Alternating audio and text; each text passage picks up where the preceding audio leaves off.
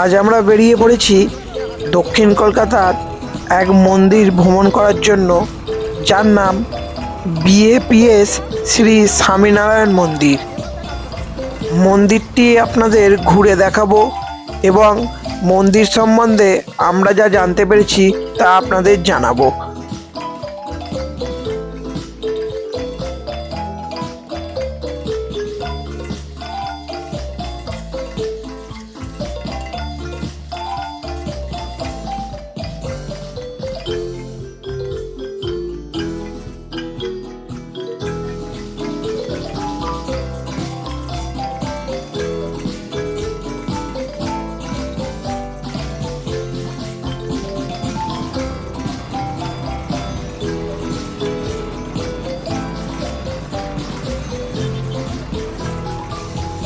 আমরা পৌঁছে গেছি স্বামীনারায়ণ মন্দিরে।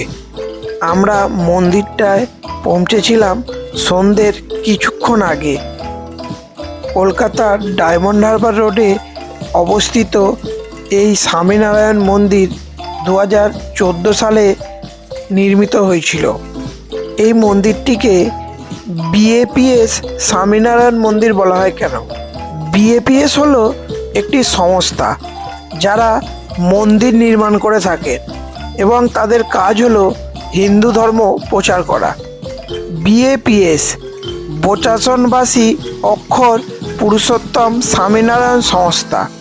স্বামীনারায়ণকে বিষ্ণুর অবতার হিসেবে মানা হয়। এই মন্দিরটি 200 একর জমির ওপর তৈরি করা হয়েছে। মন্দিরটি দেখলেই বোঝা যায় খুব বড় এলাকা জুড়ে মন্দিরটি স্থাপন করা হয়েছে। এই মন্দিরটি তৈরি করতে মার্বেল পাথর আর রাজস্থানের গোলাপি বেলে পাথর আর লাল পাথর ব্যবহার করা হয়েছে। এই মন্দিরটিতে প্রতিদিন 5 বার আরতি হয়। মন্দিরটি সকাল 7:30 থেকে দুপুর 12টা পর্যন্ত খোলা থাকে। তারপর বিকেল 4টে থেকে সন্ধ্যা 8টা পর্যন্ত খোলা থাকে। ভগবান স্বামীনারায়ণ, যাকে কেন্দ্র করে এই মন্দিরটি তৈরি হয়েছে, তার সম্বন্ধে দু এক কথা আপনাদের জানাই। স্বামীনারায়ণ 1781 সালে 3রা এপ্রিল উত্তরপ্রদেশের অযোধ্যার কাছে একটি গ্রাম ছাপাইয়ায় জন্মগ্রহণ করেন, যা তৎকালীন অযোধ্যার নবাবের অধীনে ছিল। তার পিতা হরিপ্রসাদ পাণ্ডে এবং মা প্রেমবতী পাণ্ডে ছোটবেলায় তার নামকরণ করেছিলেন ঘনশ্যাম পাণ্ডে। তার 2 ভাই ছিলেন, একজনের নাম রামপ্রতাপ পাণ্ডে আর একজন ছিলেন ইছারাম পাণ্ডে। বাবা মায়ের মৃত্যুর পর ঘনশ্যাম পাণ্ডে 1792 সালে 11 বছর বয়সে বাড়ি ছেড়ে চলে যান। নেপাল সহ ভারতের বিভিন্ন তীর্থস্থান ভ্রমণ করেন, যা পুরীর জগন্নাথ মন্দির থেকে শুরু করে বৈদ্যনাথ, রামেশ্বরম, নাসিক, দ্বারকা এরকম বিভিন্ন মন্দির পরিদর্শন করেছিলেন তিনি।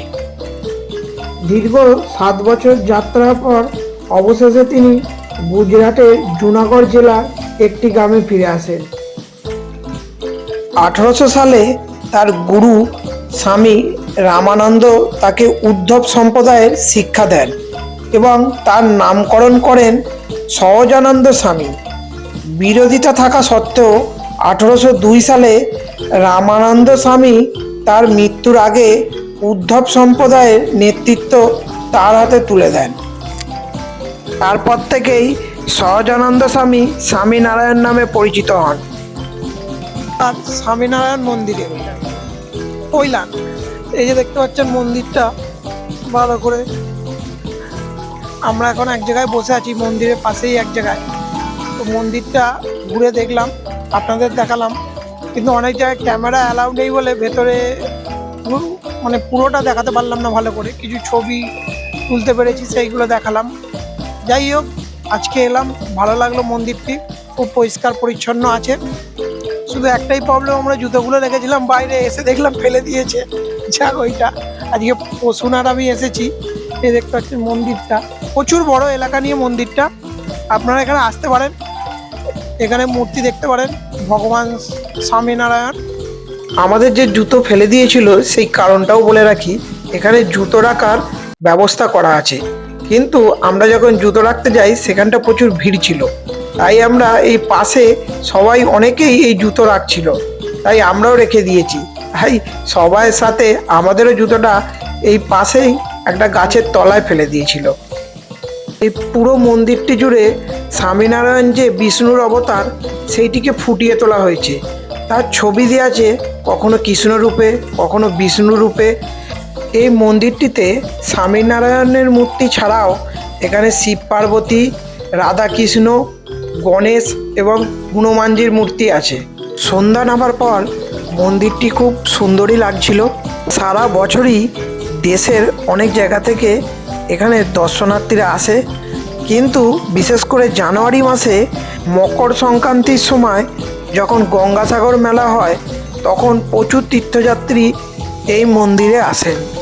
এই মন্দিরটি এই জায়গায় গড়ে তোলার কারণ হচ্ছে স্বামীনারায়ণ সম্প্রদায়ের মানুষজন বিশ্বাস করেন এই জায়গার আধ্যাত্মিক গুরুত্ব রয়েছে।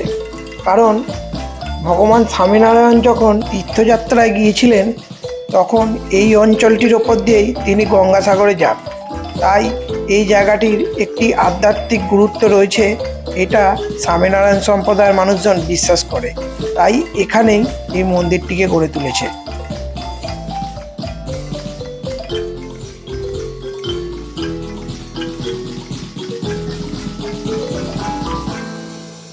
এই সাহিত্য ঔষধ ভাণ্ডার দেখতে পাচ্ছেন, একটা শপ আছে যেখানে সমস্ত কিছু পাওয়া যাচ্ছে।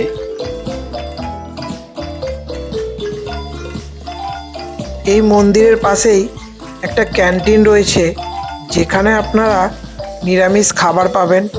আজকের ভিডিও এখানেই শেষ করলাম। ভালো লাগলে লাইক, কমেন্ট ও শেয়ার করে দেবেন।